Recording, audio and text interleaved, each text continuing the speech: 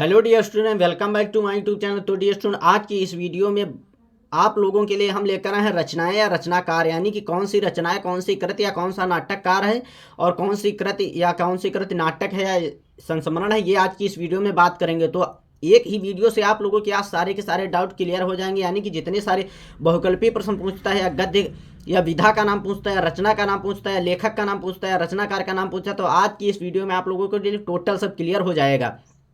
बहुत ही महत्वपूर्ण रचनाएं व रचनाकार आप लोगों के लिए लेकर आए हैं, तो आप लोगों को वीडियो पर अंत तक जरूर बने रहना और वीडियो को थोड़ा सा भी स्किप नहीं करना है। वीडियो पर अंत तक जरूर बने रहना। मैं गारंटी के साथ कहता हूं कि आप लोगों के 10 नंबर बिल्कुल पक्के हो जाने वाले हैं, क्योंकि बहुकल्पीय प्रश्न मात्र इन्हीं टॉपिकों से पूछता है। अगर आप मेरी वीडियो पर अंत तक बने रहते तो मैं गारंटी के साथ कहता हूँ कि आप लोगों के 10 नंबर बिल्कुल मैं कहीं जाने ही नहीं दूंगा। इतने आसान व सरल शब्दों के साथ आप लोगों को बताने की कोशिश करूंगा कि डायरेक्टली आप लोगों के माइंड में घुस जाएगा।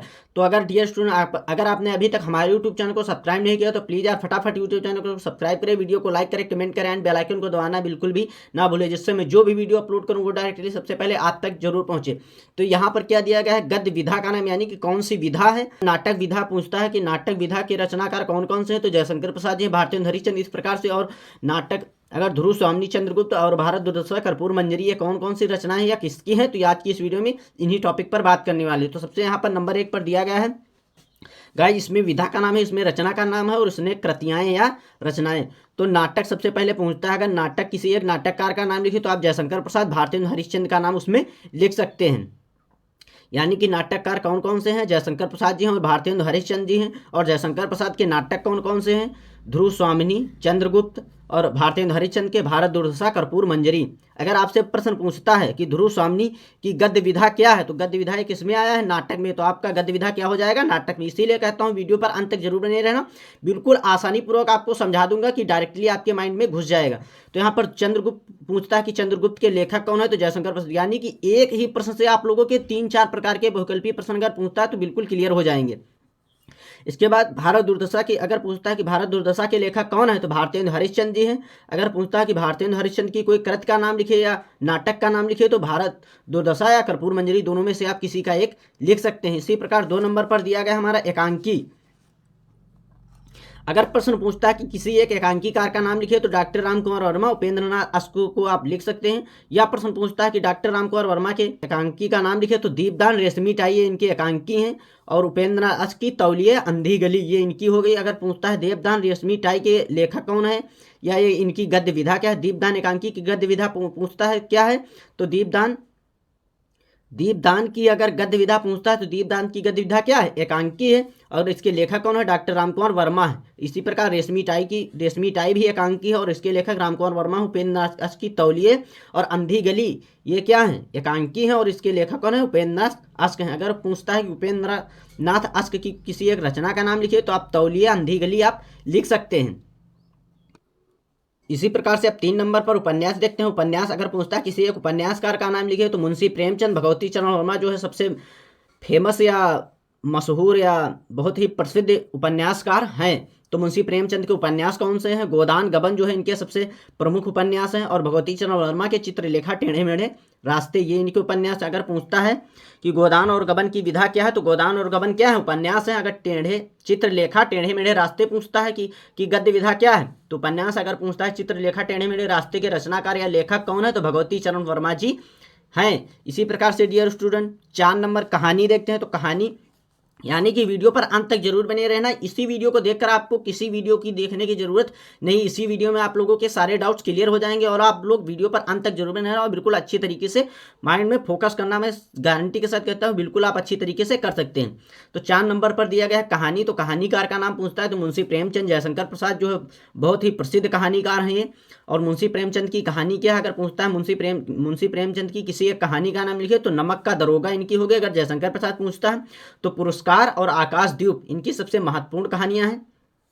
अगर नमक का दरोगा की गद्य विधा पूछता है तो गद्य विधा है कहानी। अगर लेखक पूछता है तो मुंशी प्रेमचंद, पुरस्कार अथवा आकाशद्वीप की गद्य विधा पूछता है तो ये हो गई कहानी और इनके लेखक कौन है, जयशंकर प्रसाद। इसी प्रकार से डियर स्टूडेंट प्रश्न नंबर 5 यानी कि 5 नंबर देखते हैं अब हमारा आलोचना। अगर पूछता है किसी एक आलोचनाकार का नाम लिखिए, तो डॉक्टर श्याम सुंदर दास और इनकी आलोचना है क्या, साहित्य लोचना जो है इनका आलोचना है। और डॉक्टर नागेंद्र और डॉक्टर नागेंद्र ये आलोचनाकार के रूप में प्रसिद्ध हैं। और इनकी रचना कौन सी आलोचना? भारतीय सौंदर्य शास्त्र की भूमिका। अगर पूछता है भारतीय सौंदर्य शास्त्र की गद्य विधा क्या है, तो ये आलोचना है। अगर इनके लेखक भारतीय सौंदर्य शास्त्र की भूमिका के लेखक पूछता है तो डॉक्टर नागेंद्र को आप लिख सकते हैं। या पूछता है साहित्य लोचना की गद्य विधा क्या है, तो आप आलोचना लिख सकते हैं, क्योंकि ये आलोचना के लेखक हैं। और लेखक कौन है? डॉक्टर श्याम सुंदर दास। और इनकी रचना क्या है? साहित्य लोचना। ये एक प्रकार से आलोचना के अंतर्गत आती है।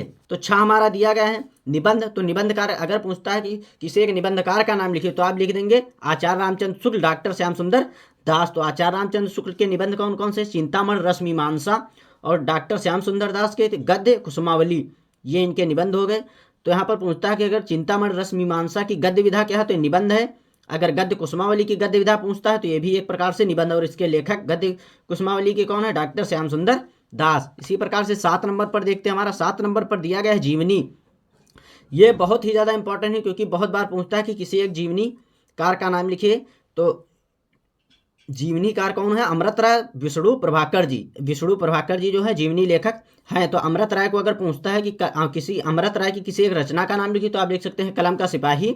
और ये इसकी अगर पूछता है कि कलम का सिपाही की गद्य विधा क्या है, तो एक जीवनी है। अगर विष्णु प्रभाकर की पूछता है तो आवारा मसीहा। और आवारा मसीहा की गद्य विधा क्या है, तो जीवनी है। और आवारा मसीहा के लेखक कौन है? विष्णु प्रभाकर। गाइस ये सारे के सारे बहुत ही इंपॉर्टेंट टॉपिक्स हैं आप लोगों के लिए। अब 8 नंबर देखते हैं आत्मकथा। अगर आत्मकथा लेखक के बारे में पूछता है कि किसी एक आत्मकथा लेखक को लिखिए, तो आप हरिवंश राय बच्चन या यशपाल, दोनों में से किसी एक को लिख देना। हरिवंश राय बच्चन की आत्मकथा है क्या भूलूं क्या याद करूं।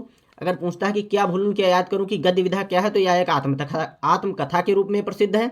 अगर यशपाल पूछता है यशपाल की आत्मकथा क्या है, तो सिंहावलोकन है। अगर पूछता है सिंहावलोकन की गद्य विधा क्या है, तो यह आत्मकथा। अगर पूछता है सिंहावलोकन के लेखक कौन है, तो यशपाल हैं। गाइज एक ही प्रश्न से आप लोगों के 3-4 प्रकार से बहुकल्पीय प्रश्न पूछ सकता है, तो तीनों चारों को मैं आपकी आज क्लियर कर दे रहा हूँ। तो 9 नंबर देखते हैं हमारा यात्रा व्रत। अगर पूछता है कि किसी एक यात्रा व्रत का नाम लिखिए या यात्रा व्रत लेखक का नाम लिखिए, तो राहुल संकृत्यान, सेठ गोविंद दास। राहुल संकृत्यान की यात्रा व्रत है क्या? यात्रा व्रत रचना क्या है? मेरी तिब्बत यात्रा। और सेठ गोविंद दास की पृथ्वी परिक्रमा। अगर पूछता है मेरी तिब्बत यात्रा की गद्य विधा क्या है, तो ये एक यात्रा व्रत के रूप में प्रसिद्ध है। या पृथ्वी परिक्रमा क्या है, तो एक यात्रा व्रत के रूप में प्रसिद्ध है। मेरी तिब्बत यात्रा के लेखक राहुल संकृत्यान और पृथ्वी परिक्रमा के लेखक सेठ गोविंदास जी हैं। इसी प्रकार से 10 नंबर संस्मरण पूछता है। अगर किसी एक संस्मरण लेखक का नाम लिखिए, लेखिका कौन है, तो महादेवी वर्मा जी जो और काका कालेकर जी जो है संस्मरण लेखक हैं। और महादेवी वर्मा की संस्मरण क्या है, संस्मरण रचना क्या है? पथ के साथी। और काका कालेकर की कौन से? गांधी संस्मरण और विचार। अगर पूछता है कि पथ के साथी की गद्य विधा क्या है, तो गद्य विधा क्या है? ये संस्मरण के रूप में प्रसिद्ध है। इसके बाद 11 नंबर देखते हैं रेखा चित्र। अगर पूछता है किसी एक रेखा चित्र लेखक का नाम लिखे, तो रेखा चित्र कौन है? रामवृक्ष बेनीपुरी और महादेवी वर्मा जी हैं। और रेखा चित्र और अगर पूछता है रामवृक्ष बेनीपुरी की किसी एक रचना का नाम लिखे, तो माटी की मूर्तें और महादेवी वर्मा की अतीत के चलचित्र।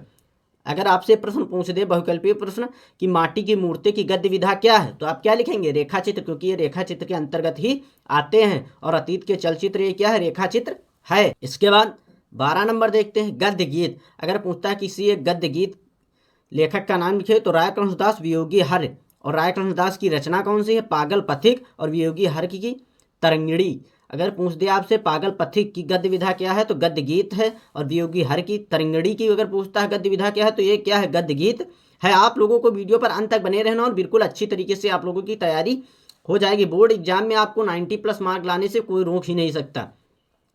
प्रश्न नंबर 13 दिया गया है डायरी। गाइज ये तो मोस्ट इंपॉर्टेंट है। क्या है ये? मोस्ट इंपॉर्टेंट है। तो आप लोग बिल्कुल अच्छी तरीके से तैयारी करेंगे, क्योंकि टाइम आप लोगों के पास बिल्कुल भी नहीं बचा है।